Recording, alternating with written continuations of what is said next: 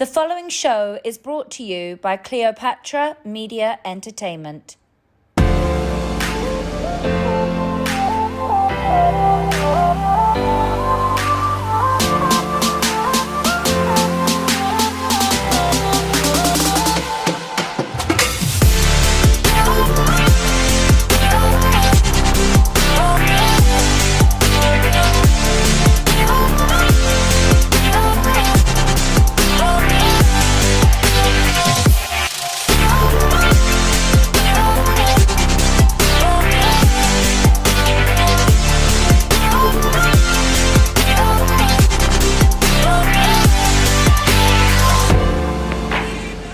Welcome to another day on the Megan Pormer Show. Today, I made another emotional roller coaster lined up for you. Starting with the incredible Montana Tucker. She's a singer, amazing influencer, and has over 10 million loyal fans following her journey. Our special feature is Melanie Marden. She's an amazing wellness coach and is filming a documentary on healing cancer. Coming up, I'll be talking with Jordan Belfort, the real wolf of Wall Street. Stay tuned. Guys, you know how sometimes you are having not a very good day, you're not in a good mood, and you call your friends and nobody's available to take you out, so you're wondering what to do. So let me tell you what I do. I go on Instagram and I watch dance videos, but I watch dance videos that make me feel powerful. As a woman, to feel like I can dance, but I also feel powerful, so it's just the mixture of female empowerment and dance, so it's a whole different complicated psychology. I don't even know what the root of it is, but anyways, long story short, the person whose Instagram account I always go to is Montana Tucker. This woman invented a new way of dancing which incorporates female empowerment. So the power that a woman can carry is woven into all of her dance moves. Ladies and gentlemen, here's to the one and only Montana Tucker. Yay! Thank you so much for coming on this show. Thank you for having me. That was the best intro ever, so thank you. It comes from the bottom of my heart. Thank you. Every time I feel weak, I'm like, okay, where is my phone? Where is her Instagram account? And I go and you come on set with these strong moves that's like, I'm the girl. And usually all the guys are behind you. So you're like, I'm the first, I'm gonna lead the pack. Yes. That's what your videos communicate with me, that you're always leading the pack. I love that. That's honestly, I never really thought of it that way, but now the way you describe it, like, yeah, I think I just always wanted to be an artist myself. So I feel like when I do these dance videos, I try to make them like mini music videos. So that's why I feel like I'm there. And it's funny because I always feel like when I'm performing or I'm dancing, it's almost like this like alter ego version of myself that not that I'm like shy in real life, because I'm definitely not shy, but I feel like something about like when I'm dancing and performing, I just like have no inhibitions and I just have no fear and I just like go out. So I have a question, and I never thought I'm going to ask this question in front of the audience, but I'm going to. Yes. No pressure. Uh-oh. So your music video, I'm Not Alone. I watched it, I don't want to exaggerate, I watched it at least 5 times, right? And let me tell you why I watched it. I didn't watch it just only I love you and, you know, I've known you for a while, and no. I watched it because of the name Alone in the title. Because my biggest fear in life is being alone. And I have major issues with that. Trust me, like I try to find the roots, talk to people. I'm scared of being alone. Like it's just my biggest fear in life. I wanted to see what's the stem of that music video? What's the root of it? Do you feel the same way? Were you just yeah, tell me. No, absolutely. I think it's so interesting, especially this time that we're in now, even this year. I feel like the song, I mean, I made this song before, everything that has been happening this year. And I think people do feel alone so often. Even the most successful people, the richest people, the most famous people, just everyone that you would, and also social media makes people feel that everyone's lives are perfect besides theirs. And so I think everyone at some point in their life has felt that like they're the only ones dealing with their problems, because everyone is going through something, right? Everyone you meet is going through something. And so I wanted this song to let people know that like you are not alone. Somebody else in the world is going through the same thing you're going through, or something else, and we're all in this together, you know. And also, everyone makes mistakes in their life. You know, in the lyrics of my song, it says you got to crash and burn to live and learn. Like that, I feel like that line is so powerful because you have to make mistakes. You have to go through things to live and to learn.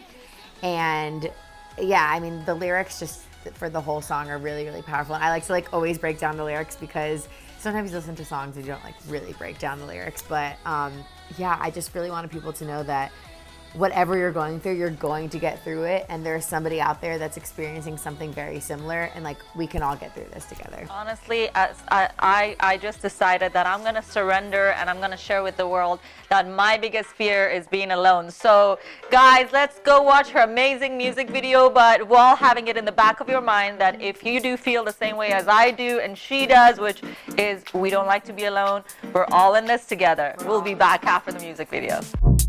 Running late for my day, 'cause something always gets in my way, oh yeah. Counting down till Friday, 'cause I know what we're coming today, yeah. If you want the sun, gotta get through the rain. No more clouds in the sky, they erase all my pain. I was falling apart, now I'm back in the game. Listen when I say it'll be okay, 'cause it's Sunday, Monday, Sunday, Monday. Listen when I say it'll be okay, 'cause it's Sunday, Monday. I'm speeding down the highway, I'm going way too fast through the sunshine's day. So congratulations, that was an amazing music video. Did you write the lyrics too? Yes, I co-wrote it. I try to co-write all my songs because I feel like you feel so much more attached and you can hear the passion when you're a part of the writing.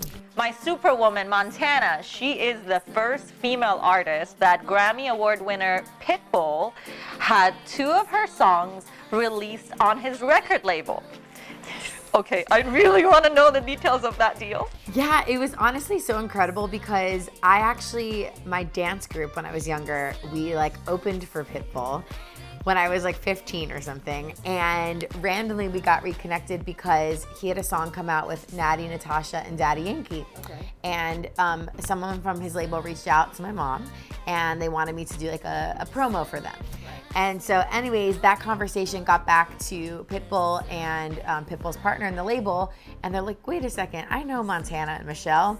And so anyways, I met with Pitbull's partner in Miami, and he's like, what are you doing these days? What's going on? And he's like, let's just get you in the studio. Let's see what happens.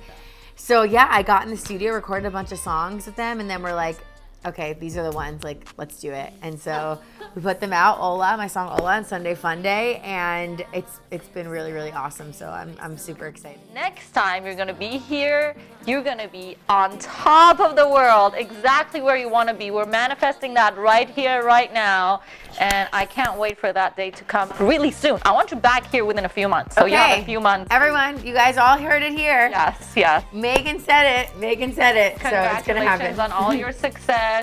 And guys, this is Montana, and I'm very honored to have her on the show and can't wait to have you back. Thank you. You're amazing. Woo! Yeah, thank you. It'll be okay. Sunday, Monday, listen when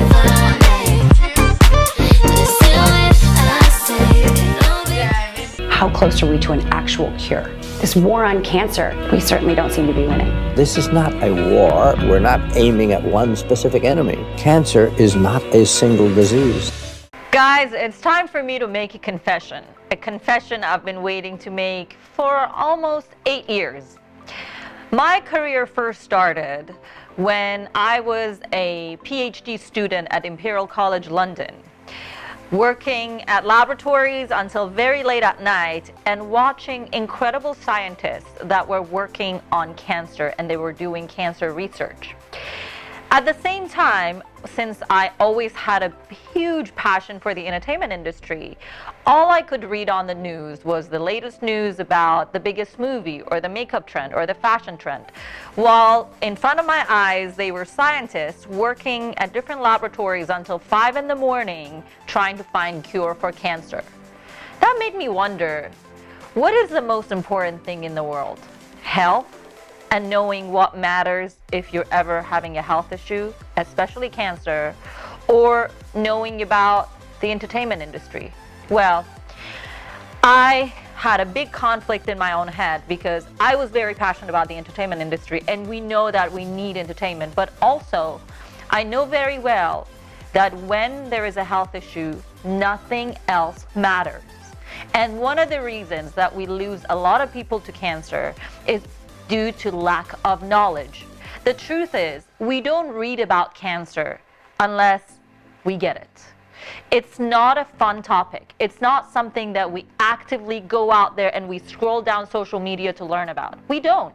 And if you go on different social media accounts of doctors or pharmaceutical companies, you don't see a lot of followers because we don't find the topic interesting, yet it's the most important topic in the world.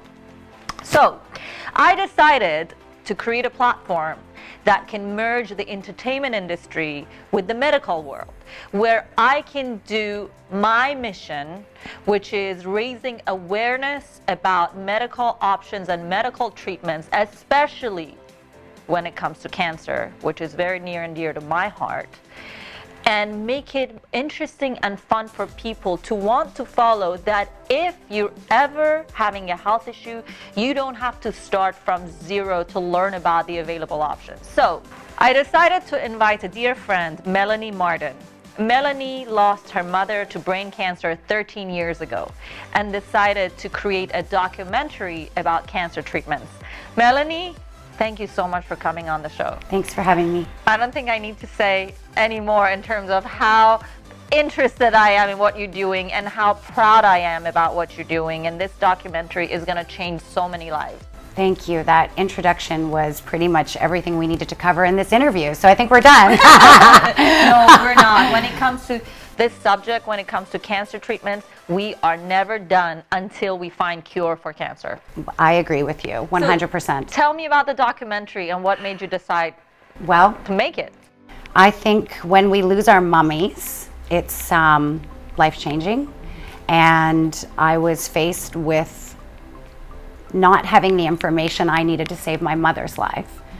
And being unsuccessful with saving her life, I was determined to have the education and the knowledge that I needed to prevent this for someone else. Since then, I've lost the rest of my family, as well as many friends. And 3 years ago, I started doing this documentary, and what I've learned changed my life forever.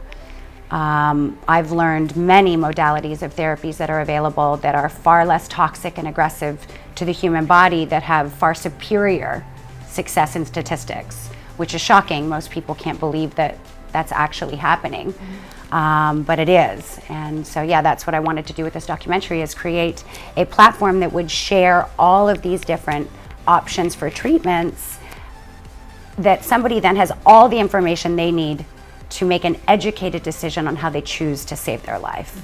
Because right now they're misinformed and ignorant, and that's not a good place to be when you're dying. You believe in complete healing versus treating the symptoms. What is the difference? I have interviewed many doctors, naturopaths, scientific sound doctors. I mean, a wide spectrum of experts that have all claimed to have cured cancer. And what I've learned is they don't treat the symptoms of the disease, which is what allopathic medicine does.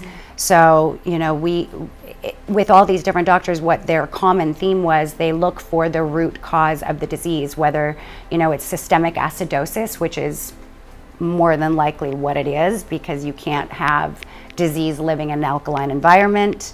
It could be an emotional root cause of the disease. So it's finding that root of it and then healing both the environment in the body as well as, you know, addressing the tumor shrinkage. So, and then the emotional cause of it usually. So I know you interviewed so many doctors. What was the most shocking thing you learned? Okay, well, woman to woman. The thing that surprised me the most was an interview I did with Dr. Galina Magalko, and I think I'm saying that correctly. A beautiful, brilliant woman. And she said to me, Melanie, promise me one thing. You'll never get another mammogram. Wow. And I'm like, but all of my family has had cancer.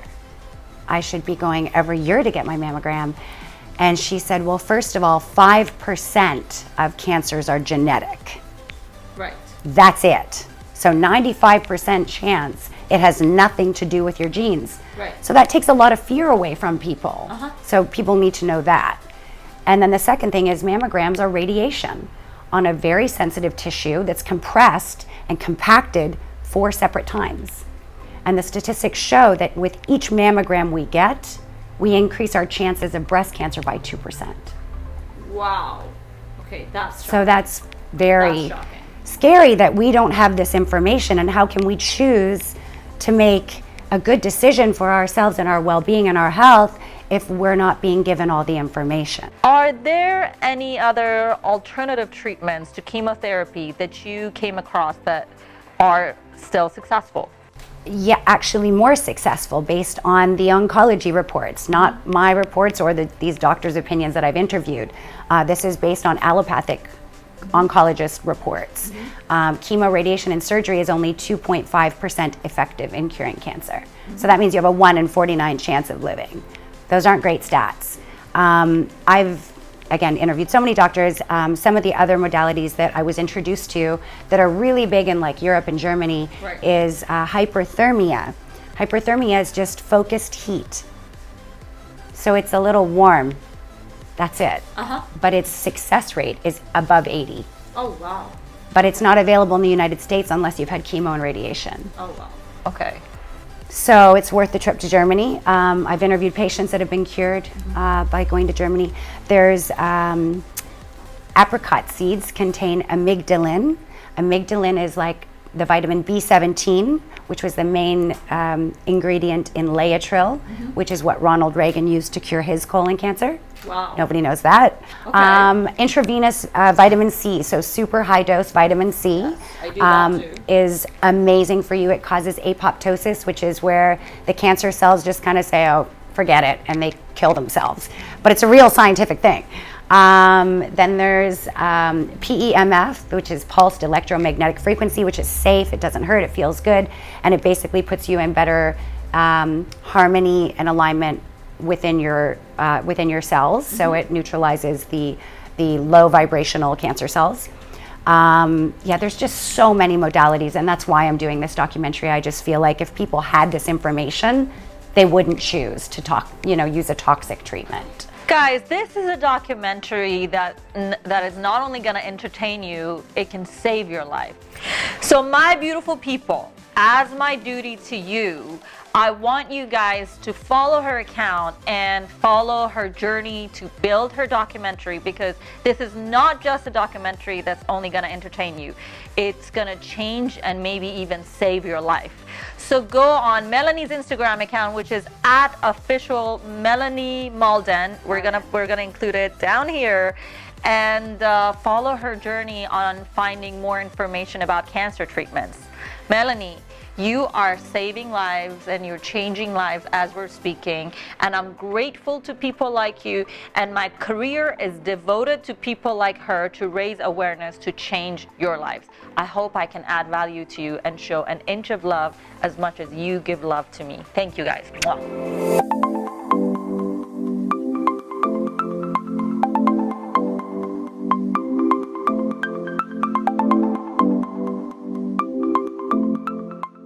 I always say, throw me into the wolves and I come back leading the pack. I also have a good friend of mine that says, bulls make money, bears make money, but pigs get slaughtered. And he always says, try to get in at the end of the beginning and get out at the beginning of an end. Guess who that person is? He is the original wolf, the wolf of Wall Street. He's the one who started this whole trend of buying and selling stocks before any of us knew what that even means. Ladies and gentlemen, welcome the original Wolf of Wall Thank Street, you. and the only one, not just the original, the only one. Thank you so much for coming on the show. It's an honor. I love being here. So this guy is one of the very first people who made me believe in different higher vibrations and energy levels, because as he's speaking to you, he suddenly goes on at different vibrations where as if his third eye opens up and he sees through things, which is, I think, where your success comes from. You see through things, especially in the stock market. He is gone. But if you are lucky to catch him when he's there and you go up there, you understand him and then you make a lot of money. But if you happen to stay down here, you'll be like, I wish I could understand what he says. How did you start your career? So I started my career actually in the world of sales, and I started a company that was door-to-door selling, and I was an entrepreneur that made every mistake a young entrepreneur could make at the age of 21, ended up going bankrupt by 23, and at that time, my humble age of 23 was like, where do you go to make money? Wall Street, right? So I heard about a friend who was making a lot of money, and that's what got me to go down and get a job there. And I think a lot of people, probably all of you, have seen the movie. So I ended up going down to Wall Street, and then my first day, the market crashed, and so the story begins. That's how it all started. Wow. And when did you decide to start training people as the financial guru? Because you are the financial guru on Instagram, on all the tours you're doing. Every time I want to know something about the stock market, I'm checking out your Instagram. Well, so for me, it was really, there's two things. There's two sides to being a stockbroker. One is trying to figure out what stocks are going up or down, and the other side is being able to sell them and recommend them and get people to want to listen to your advice, right? I think nowadays what we see is it's completely different. Everyone is empowered, or at least has the ability to be empowered financially. We all have phones, we have applications, we can trade like instantly. We can go into rooms and see chats and see what people will talk about, what's hot, what's not, like Wall Street bets and all these things. So there's this wave right now, and all these young people, if you're not financially literate, you need to become financially literate, because there's a huge opportunity right now. Whether it's all the cryptocurrencies right now that are hot today, you don't know what's going to happen tomorrow, right? It's the stock market, but I think that there's a lot of money to be made and a lot to be lost for those who don't know what they're doing or weren't careful. Hence my idea of bulls make money, bears make money, and pigs get slaughtered. So Doji coins, I can't help myself but ask. So listen, I think it's funny. I'm not a fan of that one, but the reason is just because they don't have a limit to how many coins can be issued. So one thing about Bitcoin, you can love it, you can hate it, but there's a finite amount of Bitcoin that can be printed or issued, right? Printed is kind of an old word, but issued, right?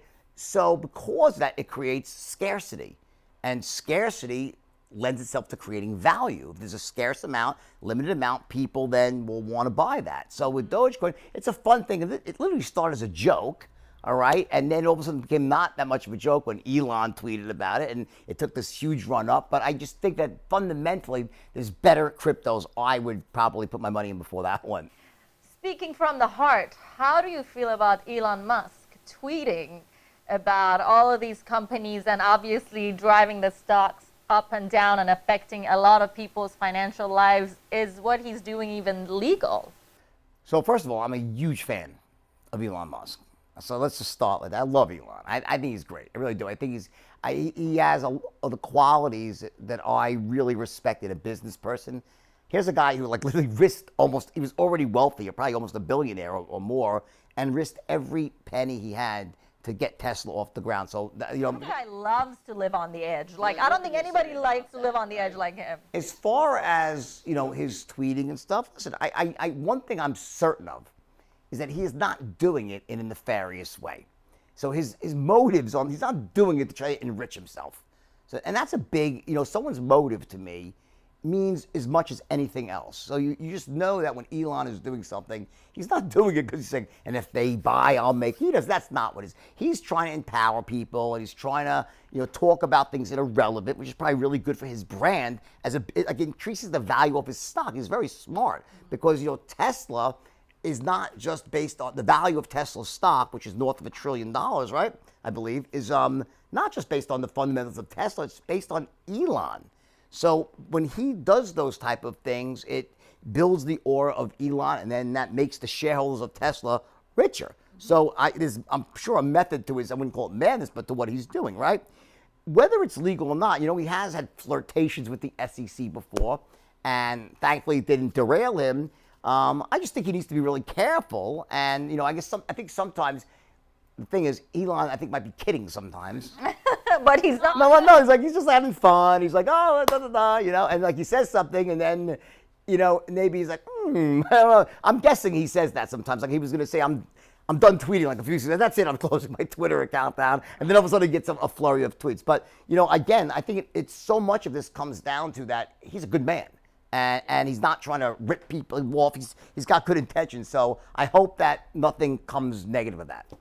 Guys, enjoy receiving amazing financial tips by following his Instagram account at wolfofst or checking out wolfofwallstreet.com. And can't wait to have you back.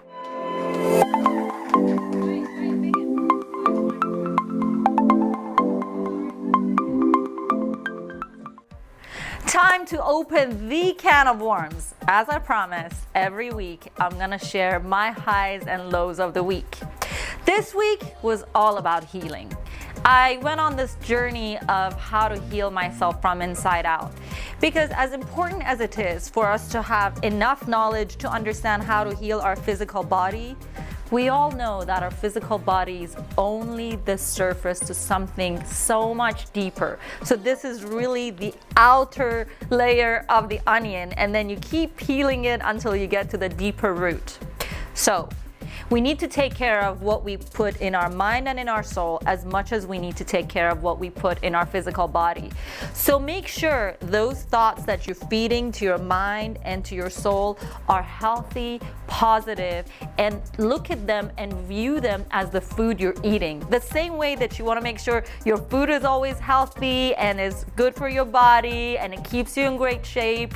Have the same mindset when you're feeding yourself with information and trying to bombard your mind with ideas.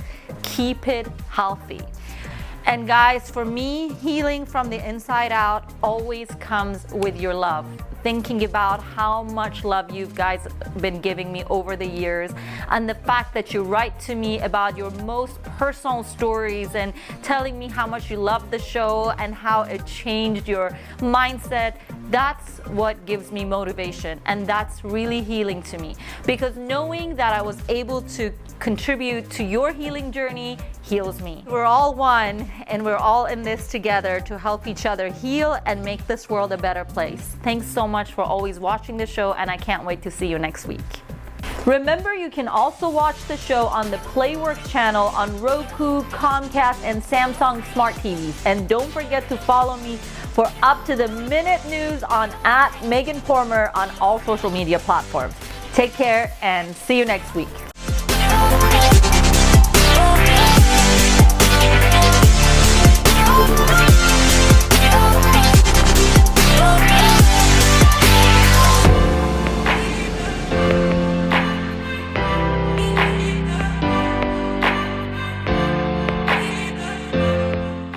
The preceding show is brought to you by Cleopatra Media Entertainment.